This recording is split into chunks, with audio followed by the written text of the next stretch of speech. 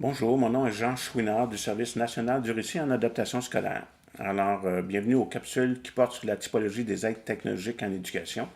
Nous présentons présentement la deuxième capsule qui va concerner davantage la définition d'une aide technologique.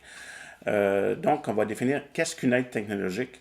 L'aide technologique se distingue de la technologie en général ou du numérique en général. Le numérique que tout le monde utilise, souvent on va l'utiliser pour faire des tâches ou faire différentes activités, mais ce ne sont pas nécessairement des aides technologiques. Ce sont des outils qui vont nous faciliter la tâche, mais qui ne sont pas reliés nécessairement à des difficultés marquées ou à des incapacités. Une technologie de l'information et de la communication devient une aide technologique lorsqu'elle va permettre on va la considérer comme une assistance technologique parce qu'elle va permettre de contourner les contraintes liées à l'incapacité ou aux difficultés marquées et persistantes de la personne, ici l'étudiant ou l'élève, en lui offrant des modalités qui vont être appropriées à sa situation et à ses capacités. Et ça, pour lui permettre justement de réaliser une tâche, de développer une compétence ou d'atteindre un état qu'il serait difficilement ou impossible de réaliser sans l'apport de la technologie ou sans le recours à cette aide technologique-là. Et là, on va distinguer qu'est-ce qu'une tâche, une compétence ou un état. La tâche, elle, est reliée à l'exécution. Par exemple, calligraphier, faire un plan.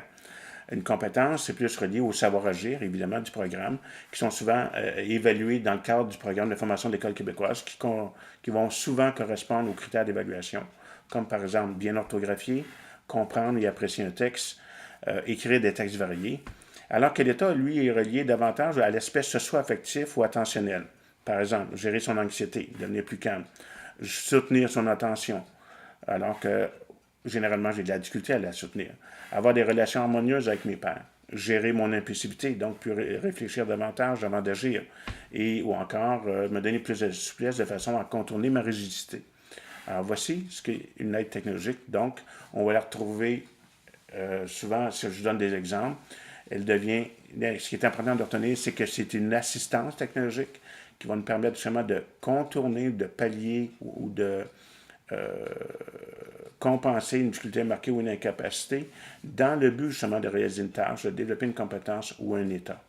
Par exemple, si j'ai des difficultés au niveau du décodage en lecture, manque de fluidité, une assistance technologique telle la rétroaction vocale par synthèse vocale va m'aider à mieux lire le texte, avoir une meilleure fluidité en lecture et réduire ma surcharge cognitive pour me permettre de comprendre le texte.